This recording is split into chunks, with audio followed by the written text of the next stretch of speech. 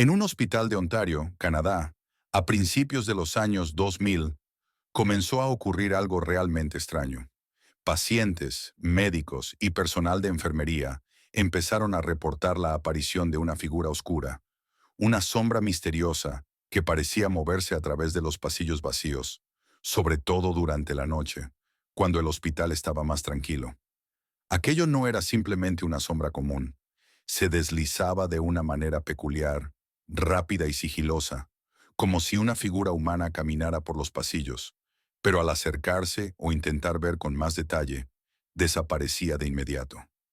Lo que más desconcertaba a todos era el lugar donde aparecía esta sombra, en los pasillos cercanos a los pacientes más graves, justo antes de eventos significativos como muertes o momentos críticos de la salud. Las enfermeras y médicos que se encontraban cerca de estos eventos afirmaban que, justo antes de la aparición de la sombra, una sensación extraña se apoderaba del ambiente, una especie de frío intenso, como si una presencia inexplicable se estuviera acercando.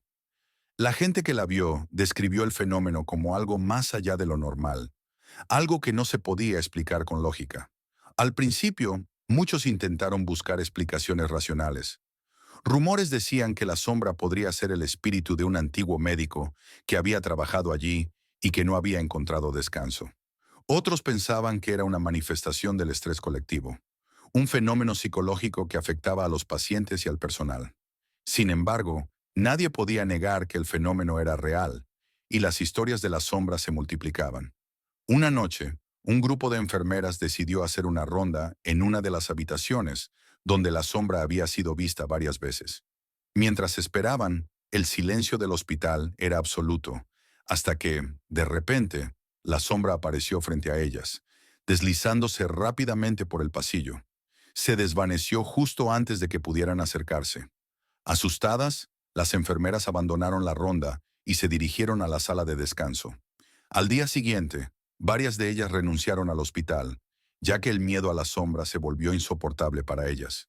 El misterio de la sombra se intensificó cuando un paciente que había estado en coma durante semanas, en estado crítico, despertó de repente. Y curiosamente, la sombra fue vista nuevamente en la habitación donde ese paciente había estado.